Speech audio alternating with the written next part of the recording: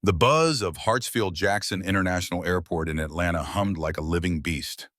Overhead, a crackling announcement cut through the K, Delta Flight 247 to Los Angeles. Gate C-12 boarding now.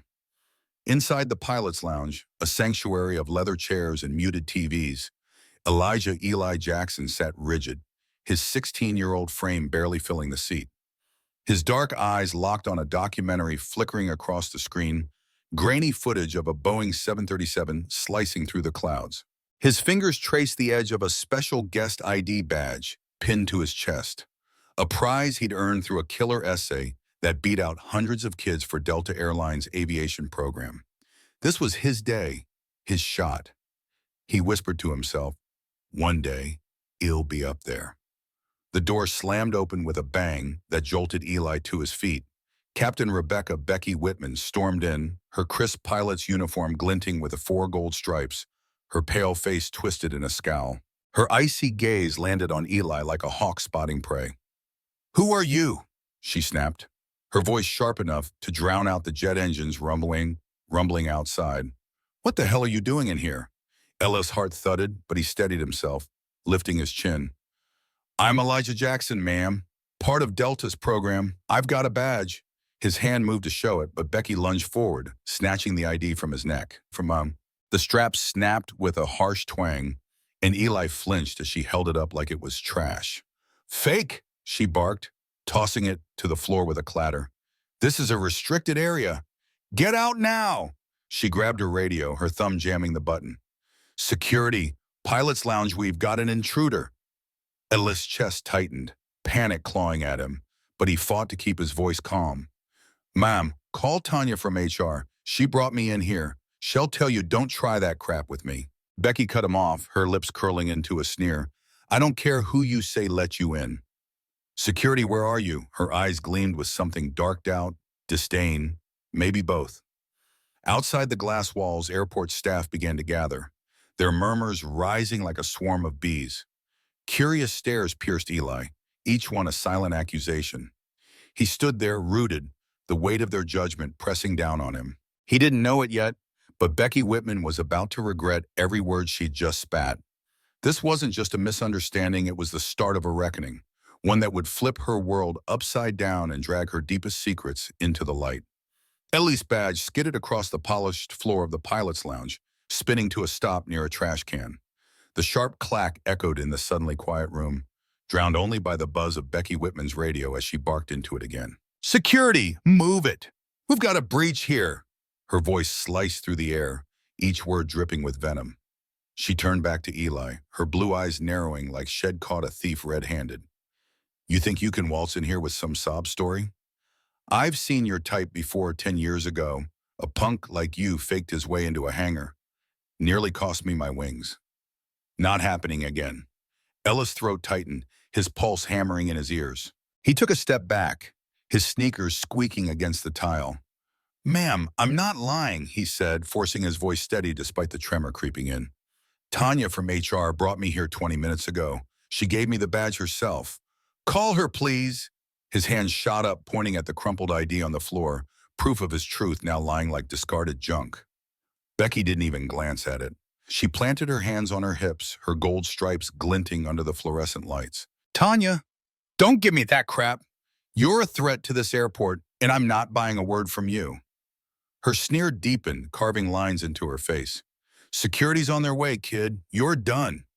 The glass walls of the lounge framed a growing crowd gate agents, baggage handlers, a few pilots in crisp uniforms, all peering in like Eli was some zoo exhibit.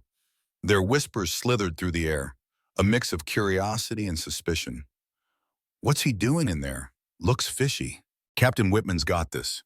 Each word stabbed at Eli, his chest tightening under the weight of their stares.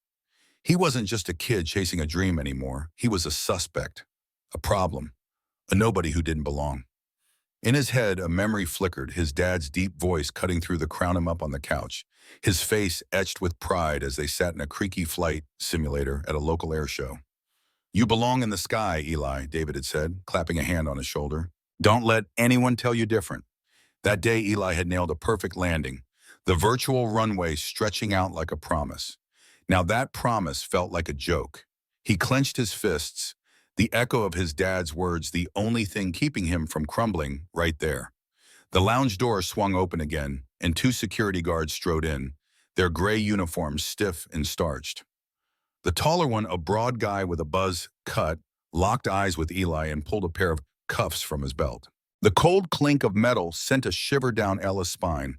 "Step over here, kid," the guard said, his tone flat but firm. "Let's sort this out." Ella's stomach dropped. "Wait, wait," he shouted, his voice cracking as he backed up, his shoulder bumping the wall. "I didn't do anything wrong. Call Tanya Shell, tell you. I'm with the Delta program." His eyes darted to the crowd, searching for a friendly face. But all he got were blank stares or worse nods of agreement with Becky. "Enough," Becky snapped, stepping closer, her shadow looming over him. "Take him out and check him every pocket. Every lie. I don't trust a single word out of his mouth." She crossed her arms, her lips twisting into a smug grin, like she'd already won. "This is my lounge, my rules. You don't belong here." The second guard, shorter but wiry, grabbed Ella's arm, his grip tight enough to bruise. "Let's go," he muttered, tugging Eli toward the door. The crowd parted, their murmurs swelling. Some shook their heads. Others pulled out phones, filming the mess like it was some cheap reality show. Ellis' legs felt like lead, but he yanked his arm back, desperation surging through him. "I'm not lying," he yelled, his voice raw. "Call her, please." Becky laughed, a short, bitter sound. "Call who? Your mommy? Or maybe your daddy's sweeping floors somewhere around here, but had loved to hear how his kid screwed up." Her words hit like a punch, low and cruel, slicing into Eli's pride. He froze, his fists trembling at his sides. His dad wasn't some janitor. He was everything to Eli, the man who taught him to dream big, to fight for it. And now this woman was spitting on that.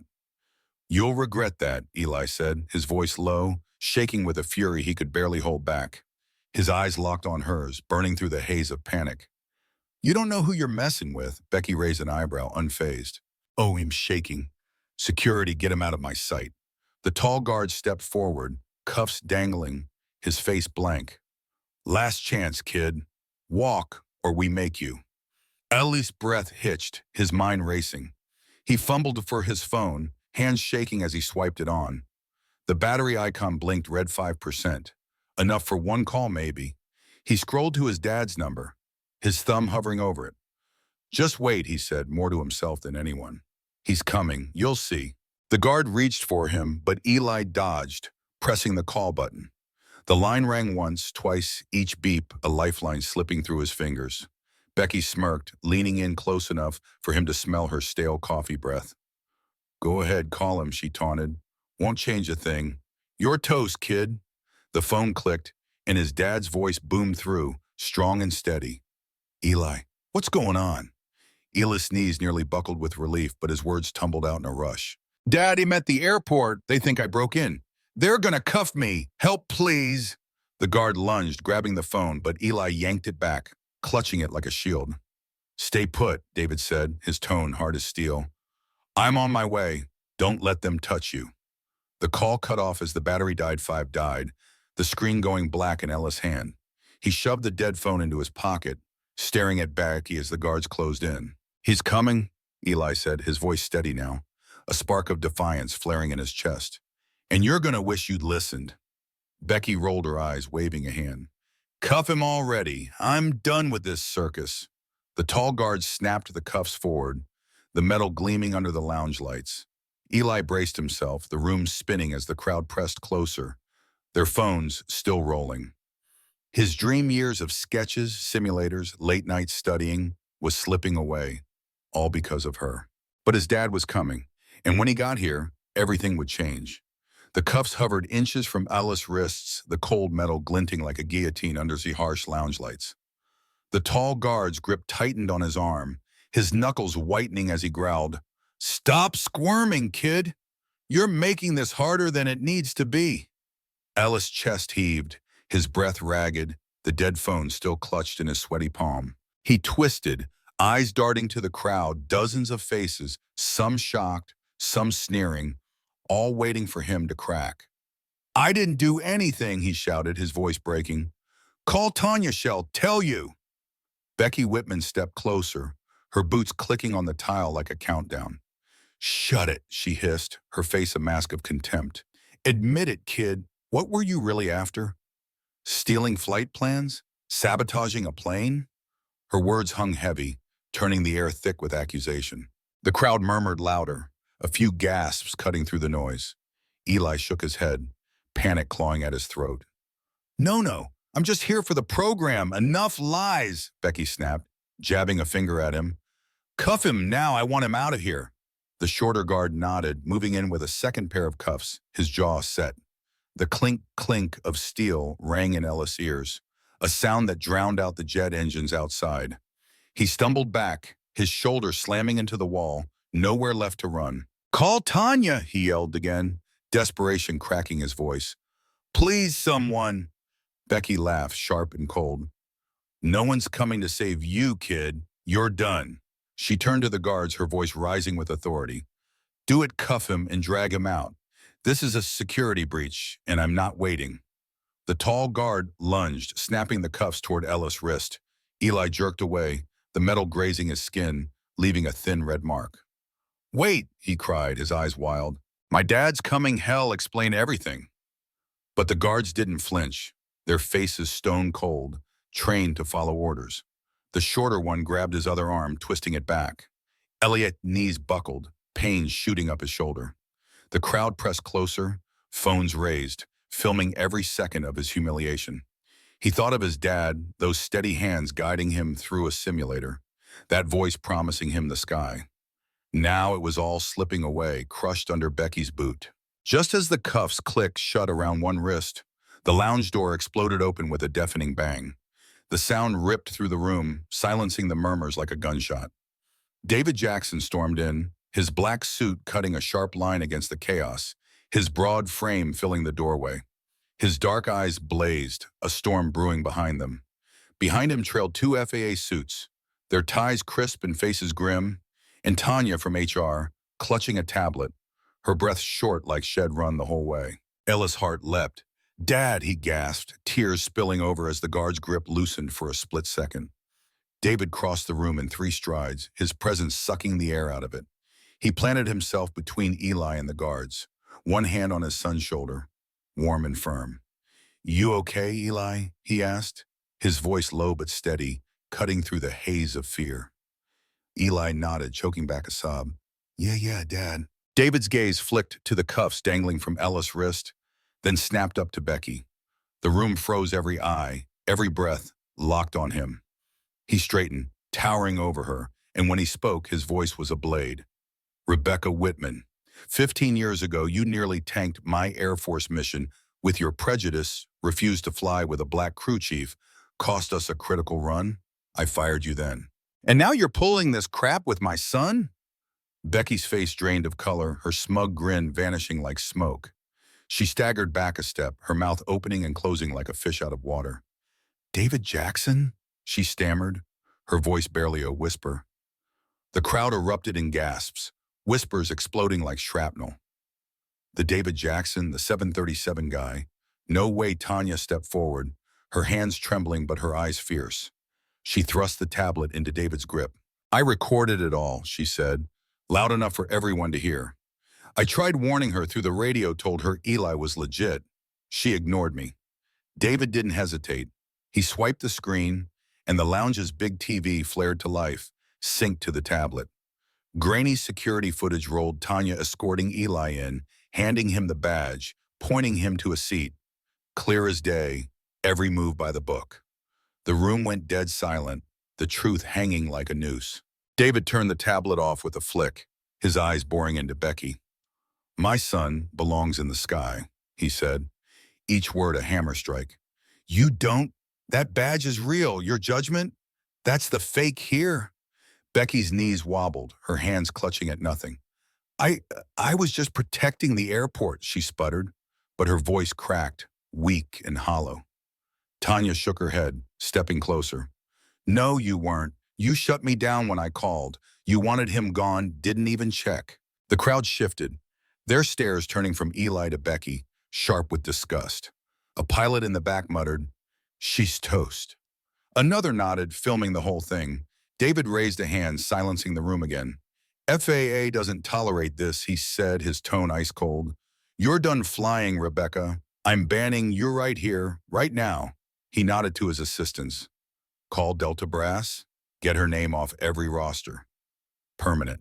Becky's legs gave out, and she sank to her knees, her uniform crumpling around her. No, she whimpered, her hands clawing at the floor. You can't, I've got 20 years. But no one listened. The tall guard hesitated, then pulled the cuffs off Eli, stepping back with a muttered, Sorry, kid. The shorter one grabbed Becky's arm instead, snapping the cuffs on her wrists with a final click. She didn't fight, just sat there, head bowed as they hauled her up. Eli rubbed his wrists, the red marks stinging, but his chest swelled with something new. Relief, rage, and a flicker of triumph. His dad squeezed his shoulder, a silent promise in the touch. The crowd parted as the guards dragged Becky toward the door, her boots scraping the tile, her gold stripes dull under the lights. Shed pushed too far, and now she was falling, hard. David turned to Eli, his voice softening. You held strong, son. I'm proud of you. Eli met his eyes, a shaky smile breaking through. Thanks, Dad. I knew you'd come. But this wasn't over, not yet. David's jaw tightened, and Eli saw it. His dad wasn't just here to save him. He was here to burn Becky's world to the ground and make sure no one ever forgot it. The cuffs bit into Becky Whitman's wrists as the guards hauled her through the lounge door, her boots dragging across the tile with a pitiful screech. Her head hung low, the 4 gold stripes on her shoulders now a mocking weight, dulled by the fluorescent glare. The crowd watched in stunned silence, their phones still raised, capturing every stumble. By morning, the headlines would scream, Delta Captain banned for life after racist meltdown. Clips of her crumpling to her knees were already pinging across social media, racking up views faster than a jet climbing altitude. 20 years of flying gone in a flash, her name wasn't just off the roster. It was a punchline now, a cautionary tale trending nationwide. Eli stood beside his dad, rubbing the red mark on his wrist where the cuffs had grazed him. The sting faded, replaced by a fire spreading through his chest relief, yes, but something bigger, something fierce. He'd held on, and now he was still standing. David's hand rested on his shoulder, steady as ever, his deep voice cutting through the fading echoes of Becky's exit. You did good, Eli. Tougher than I ever was at your age. Before Eli could reply, a new figure pushed through the crowd, Captain Jamal Carter, a wiry black pilot with a salt and pepper beard and a grin that could light up a runway. His Delta wings gleamed on his chest, earned over decades of flying everything from prop planes to 787s. He clapped Eli on his back, his voice booming. Heard what went down, kid. You've got guts. How about a real reward? Want to take the stick on my bird? Eli's eyes widened, his breath catching. You mean fly it? For real? He glanced at David, who nodded with a rare, proud smile. Go for it, son. You've earned it. Jamal led the way, weaving through the terminal with Eli and David in tow. The bustle of Hartsfield-Jackson parted around them, gate agents nodding, passengers staring, whispers trailing like jet wash. That's the kid from the lounge. His dad shut her down cold. By the time they reached gate C-12, a small crowd had gathered near the jetway, drawn by the buzz. Jamal strode up to the Boeing 787, its sleek hull gleaming under the Georgia sun, and waved Eli into the cockpit. Eli slid into the co-pilot seat, his hands trembling as they brushed the controls. The dashboard glowed with screens and switches, a maze had memorized from books and simulators, but never touched for real. Jamal settled in beside him, pointing at the throttle. Push it up, kid. Let's get her off the ground. Eli hesitated, then gripped the lever, his pulse racing. He shoved it forward, and the engines roared to life, a deep growl that vibrated through his bones. The plane lurched, taxiing toward the runway, and Eli let out a shaky laugh. Holy crap, I'm doing it. The tower crackled through Jamal's headset. Delta 247 cleared for takeoff. Jamal nodded. Your move, Eli. Eli swallowed hard, his hands steadying as he pulled the yoke.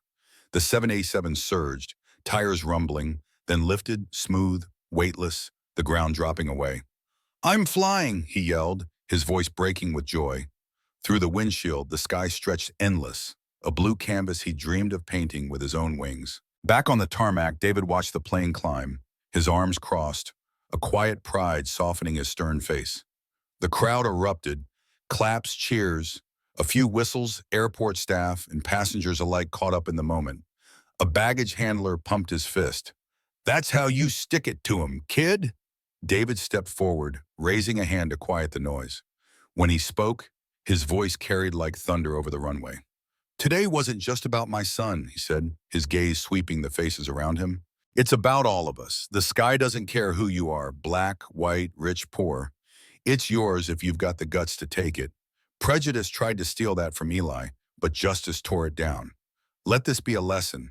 Your dream only dies if you let it. Don't ever let it." The words hit hard, sinking into the crowd. A few nodded, others clapped again, louder this time. Up in the cockpit, Eli heard every syllable through the open channel, his hands tight on the controls. His dad's voice lit a fire in him, hotter than the engines pushing him skyward. He wasn't just flying, he was proving something to Becky, to the world, to himself. Hours later, Delta 247 touched down in LA, the landing smooth as silk under Jamal's guidance. Eli stepped out of the cockpit, his legs shaky but his grin unstoppable. He clutched his patched-up badge, the one Becky had tried to rip away, now a trophy of his fight. Jamal clapped his shoulder, his eyes twinkling. "You're a pilot now, Eli. Don't stop here. Keep climbing." That night, back in Atlanta, Eli stood alone on the roof of their modest duplex, the city's glow sprawling beneath him. Planes crisscrossed the sky, their lights winking like stars he could almost touch. He'd flown one today, really flown it, and the feeling still buzzed in his veins. David joined him, silent for a moment, then handed him an old model 737, its paint chipped from years of dreaming together. "You took the stick today," David said, his voice soft but firm. "Next time, it's all you." Eli took the model, turning it in his hands. He looked up as a Delta jet roared overhead, its engines a call he couldn't ignore. "I'm not stopping, Dad," he said, his voice steady, fierce. "The sky's mine now, and I'm gonna fly higher than anyone."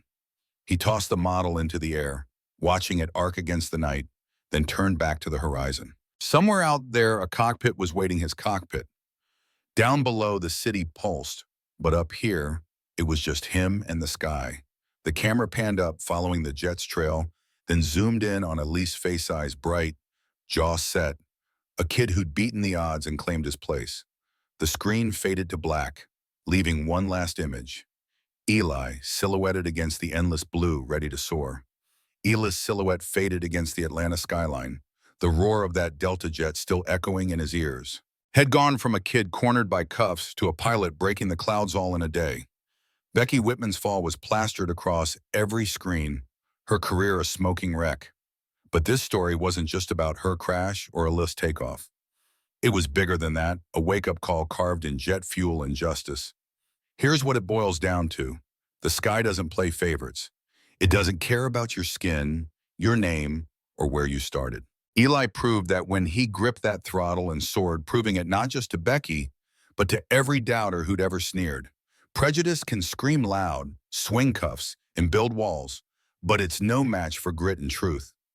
David showed up not just as a dad, but as a hammer of justice, smashing through lies with a past she couldn't outrun. And Tanya, she didn't just stand by, she ran into the fire to set things right. That's the real lesson. You don't win by bowing to the storm. You fight it, and you bring backup. This isn't some fairy tale where the good guy lucks out. Eli earned his wings through years of sketching planes, crashing simulators, and clawing for a shot. Becky lost hers because she let bias blind her. Not once, but twice. First in the Air Force, then in that lounge. The world saw it play out, viral and raw. Justice doesn't sleep, and dreams don't die unless you let them. Every kid out there with a spark, whether it's planes, music, or something else, needs to hear this. Your place isn't defined by someone else's rules. It's yours to take. So what about you? Ever had someone try to clip your wings, tell you don't belong? Maybe it was a teacher, a boss, or just a loudmouth with a grudge. Drop your story in the comments. I want to hear how you fought back, or if you're still in the ring. Hit that like button if Elise Wynn got your blood pumping, because stories like this deserve to spread. And if you're new here, smash that subscribe stick around for more real talk and real triumphs. Share this with anyone who needs a push to keep chasing their sky. Let's keep the fire going together. At least not done flying, and neither should you. The sky's wide open, go claim it.